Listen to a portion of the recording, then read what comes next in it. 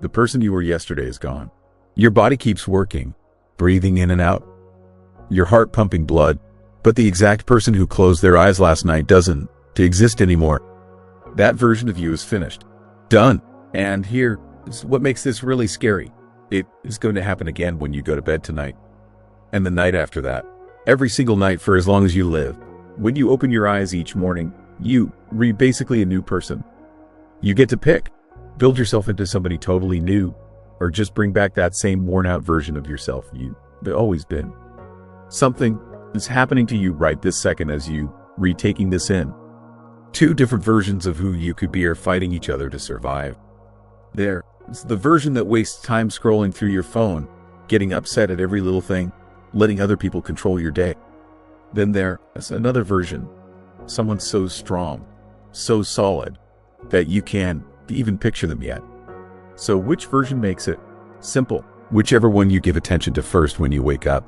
I figured this out at 3 a.m. on the absolute worst night I ever lived through. My bank account was empty. Nobody was around. I was sure I failed at everything. But sitting there in the dark, I came across something Marcus Aurelius had written in his personal journal. These were private thoughts he never expected anyone to see. 3 words. Confine yourself to the present. Just 3 words. But they held a truth powerful enough to shake the entire Roman Empire. This present moment, right here, right now, this is the only place where you've got complete control. Not tomorrow, not even 5 minutes from now. Right this instant, here. That's what those ancient Stoic philosophers figured out 2,000 years back. Something modern brain science is only now starting to confirm. The thoughts you have in the morning don't just affect your day. They actually rebuild your brain. Each thought carves out a path in your brain. When you think the same thought over and over, that path becomes like a major freeway. Most people are busy constructing freeways that lead straight to their own downfall. But that is not going to be you. Not after this. The 5 statements I'm going to give you, Aaron, regular words. Think of them like precision tools for surgery. Each one cuts away another layer of the weakness, the fear, the limits that have been choking the real you. But before I hand you these tools, I need something from you. Right this second, before I give you these weapons, show me you retaking this seriously. Click that like button, not because you thought this was entertaining, but because you were ready to kill off who you used to be. Subscribe to this channel, because real change requires you to commit. Drop a comment using the word reborn if you were ready to become the version of yourself that scares your enemies and makes your future self grateful. Your funeral happened yesterday. Your birth starts right now. Let's get into it. Number 1. Today, I bury my excuses. Pay close attention. That tiny whisper inside your head that just said, "This I said about me." That quiet, arrogant, toxic voice. That voice is your enemy. It's stealing your future. And right at this moment, it needs to die. Do you understand what I'm saying? It needs to die. Because if you let that voice keep talking, it is going to strangle the life out of you years before you are actually dead. Want to know the one thing that separates people who succeed from people who waste away? It's not natural talent. It is not being lucky. It is not even your situation or background. Here is what it is. The people who succeed hold funerals every single morning. Before their day even starts, they walk into the graveyard inside their mind and personally bury their excuses with their own 2 hands. Meanwhile, the people who stay stuck, they hold onto their excuses like a child holds a blanket, rocking themselves back into sleep while life moves forward without them. Take a good look at yourself. Be completely honest. You carrying around a graveyard full of dreams that died. You built the tombstones yourself. They start that business. But I don't. You have the cash carved into stone. I leave this terrible relationship. But what if nobody else wants me? Another tombstone. I go after what I'm passionate about. But what if I mess it up? Another burial. One after another. They killed versions of yourself they've been incredible. And you were the one who did it. Think I'm being dramatic? Let me remind you of something. Epictetus, a man whose leg was broken by the person who owned him, who spent his life as a slave with absolutely nothing, once said, "No one can hurt you without your permission." Can you feel the weight of that? A man who had 0 freedom, 0 money, 0 power, walking with a limp for the rest of his days, understood something that most free people never figure out. He knew that the most dangerous chains are the ones we create inside our own heads.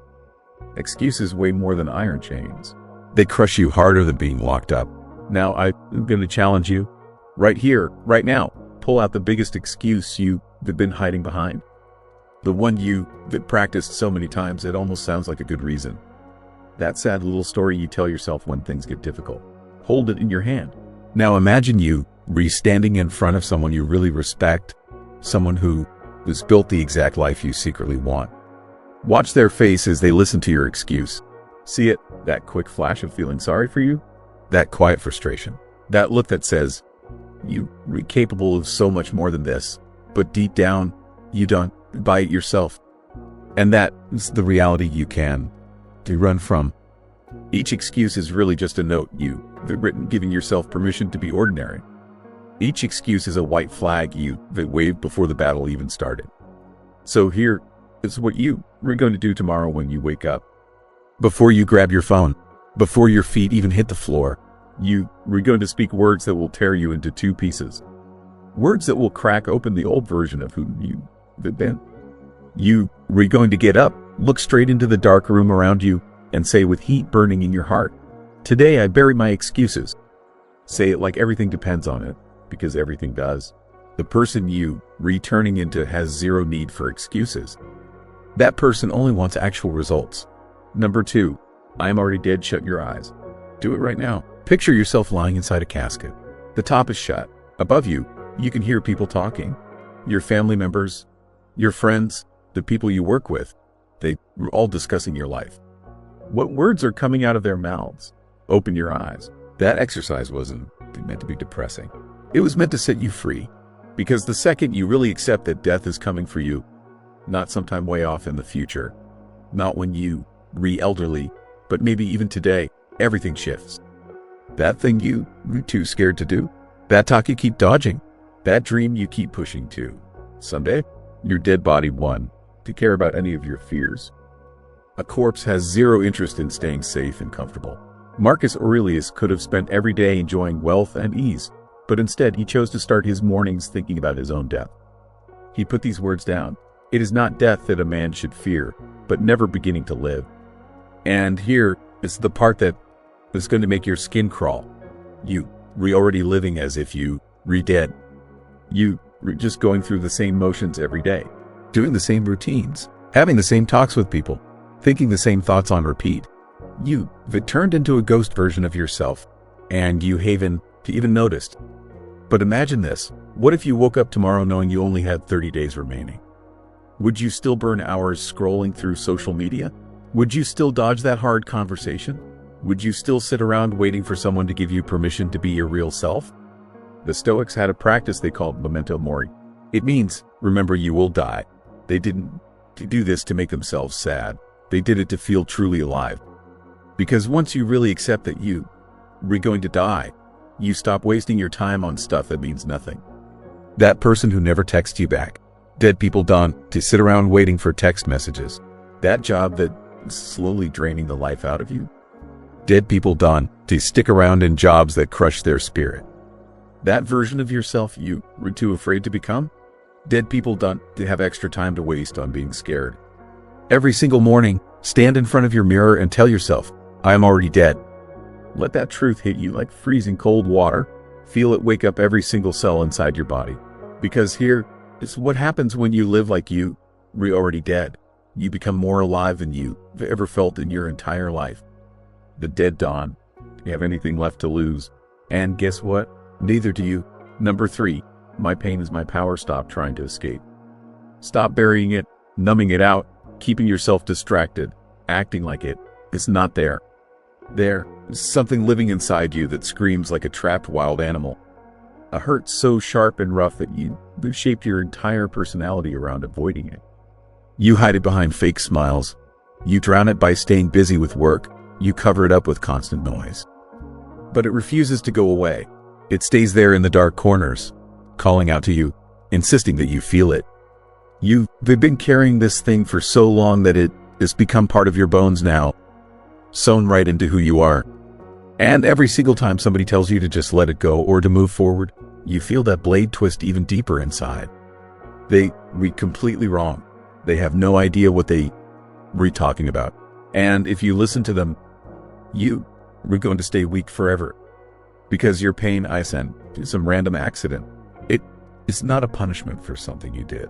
It's not some ugly burden you were supposed to toss in the trash. It is actually the exact fire that is shaping you into something stronger. Pain isn't the thing keeping you locked up. It's your weapon. It's your hidden strength. It's the rock-solid foundation nobody can shake. The world wants you to feel ashamed of your pain. They want to shut you up by selling you the idea that being happy means erasing all of it. But your scars aren't stains on your skin. They remarks from battle. They recarved in proof that survived things that would have completely destroyed other people. Epictetus didn't just randomly stumble into his wisdom. He got beaten. He was turned into a slave. They stripped away every bit of his dignity. But instead of falling apart, he used his suffering to sharpen himself until nothing could break his spirit. His chains turned into his lessons. His agony became his teaching. He figured out the brutal truth. Suffering doesn't just change who you are. It actually creates who you are. Every ending, every collapse, every loss you've experienced. That is the dark dirt that something new grows out of. Every new beginning comes from some other beginning's end. That ending, the one you were still hurting from, that is not death. That is where you were born. I know you feel it right now. That tightness squeezing your chest. That ache that never goes away. That memory that still makes your stomach turn. You that tried to bury it in silence, but it keeps coming back up, clawing through every layer of distraction you pile on top of it. That thing you were most ashamed of, that heartbreak you were convinced destroyed you, that betrayal you've never been able to forgive, that failure you keep watching over and over in your mind, that right there is your crown made of fire. That is your initiation ceremony. The exact thing you thought was your curse is actually the one thing that makes you impossible to touch. When you stop running away from your pain and start running alongside it, you stop being prey that gets hunted. You turn into the hunter. You are no longer fragile because you've already been shattered into pieces. And when broken things get put back together, they become impossible to break again. Your depression, it taught you how to spot suffering in other people. Your betrayal, it taught you how to slice through lies with perfect accuracy. Your failure, it taught you how to get back up while you were still bleeding. Your rejection, it taught you the most valuable truth there is. You never needed their approval in the first place. So tomorrow morning, stand right in front of your mirror and say it like you going into battle. My pain is my power. Stop saying sorry for the scars. Stop covering up the wounds. They read not evidence of weakness. They read evidence that you survived. You carried entire storms inside you, and you were still here standing. The people who can actually heal the world aren't the ones who never got touched, the ones with no scars, the innocent ones. It's the people who bled, who got broken into pieces, who got burned, and then came back sharper, tougher, more alive than before. Your pain isn't what brings you down. It's your resurrection. It's your crown. And if you have the guts to use it as a weapon, nothing on this earth will ever be able to stop you. Number 4, I choose my own prison. You think you living free. You believe you make your own choices. Pick your own direction. Live life on your terms. You refeeding yourself lies. Right this second, as you retaking this in, you sitting inside a prison cell. But here is the part that should scare you. You were the one who built it. You were the guard running the place. You were holding all the keys. And every single day, you choose to stay locked inside. Your prison cell has bars you can see. They remade out of what other people think about you. The ceiling is built from the limits you believe about yourself. The walls are constructed from your fear of being judged. And the floor, they paved that with excuses they polished until they shine. Seneca was one of the wealthiest, most powerful men in all of Rome.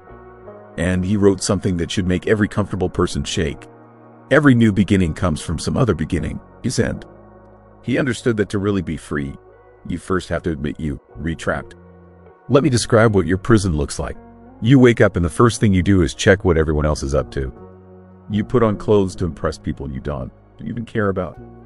You show up to a job that is slowly draining the life out of you, because that is what you think responsible people are supposed to do. You stay stuck in relationships that empty you out because the thought of being alone terrifies you. You shut down your dreams because somebody once said they were impossible. Day after day, you walk right into this prison, lock yourself in, and throw the keys as far away as you can. But here, it's the twist that is going to give you chills. If you were the one choosing your own prison, that means you can also choose your own freedom. Marcus Aurelius had all the external power anyone could want, but he spent his private time focusing on the only power that really counts. You have power over your mind, not outside events. Your mind is the only piece of ground that actually belongs to you. Nobody can take it over without you letting them. Nobody can think your thoughts for you. Nobody can force you to believe their version of who you are supposed to be. Tomorrow when you wake up, before you reach for your phone, before you put on that fake face you show the world, stare straight into your own eyes and say out loud, I choose my own prison. And today, I choose freedom. Because the second you understand that you've been the one holding yourself captive, you also understand that they always had the power to set yourself free. Stop waiting around for permission to be yourself. Stop sitting there hoping someone else will tell you your dreams are okay. Stop locking yourself up with thoughts that drag you down. The door was never actually locked. You just never bothered to check if it would open. Number 5, I am the author of my own story. Stop moving right now. Look at everything around you. Your room, your life, your situation. All of it. This is what chapter of your story. Chapter 25, chapter 40, chapter 60. Here is the question that is either going to light a fire in you or scare you to death. If somebody grabbed the book of your life right this second and started reading, would they keep going? Or would they set it down because the main character, that is you, has turned boring, predictable, trapped in the exact same plot for years and years? You've been living like you were just some background character in somebody else's story, following the script they wrote, playing by the rules they made up, sitting around waiting for somebody else to write you a happy ending. Wake up. You were not the supporting character. You were not the victim. You were not even the hero waiting around to get saved. You were the writer. Marcus Aurelius actually ruled the entire world. And in his personal diary, he wrote, adapt yourself to the life you've been given, but love the people with whom you share it. You got something deep? You can. You pick what type of story you read in. Comedy, tragedy, adventure. But you absolutely can control how your character reacts to every twist that comes. Think about the story you've been feeding yourself. I can change because I'm stuck because I'll never be happy because those facts, those are just lazy writing. What if tomorrow you started writing something different? What if your character suddenly turned brave instead of scared? Decisive instead of unsure? Real instead of apologetic? What if instead of sitting around waiting for life to happen to you, you started making life happen for you? Every morning you wake up to a blank page. Every choice you make is a twist in the plot. Every challenge you face is your character growing stronger. Every time you fall down, that is just the setup for your big comeback. Tomorrow, before you slip back into that same tired storyline you've been repeating, pick up a pen. Doesn't matter if it is real or just in your head, and say it. I am the author of my own story. Because here, it's the most incredible thing about being the writer. No matter how dark the chapter you read in right now, you get to write what comes next. And the best stories, they always have endings nobody saw coming. Your twist starts right now. You showed up here as one person. You were walking away as somebody completely different. These aren't just 5 things to say to yourself. They were 5 keys that unlock a prison you didn't even realize you were living in. 5 weapons for fighting battles you've been losing your whole life.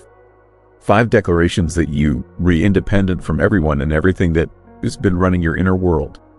But here is the truth that separates people who actually change from people who just feel good for a minute.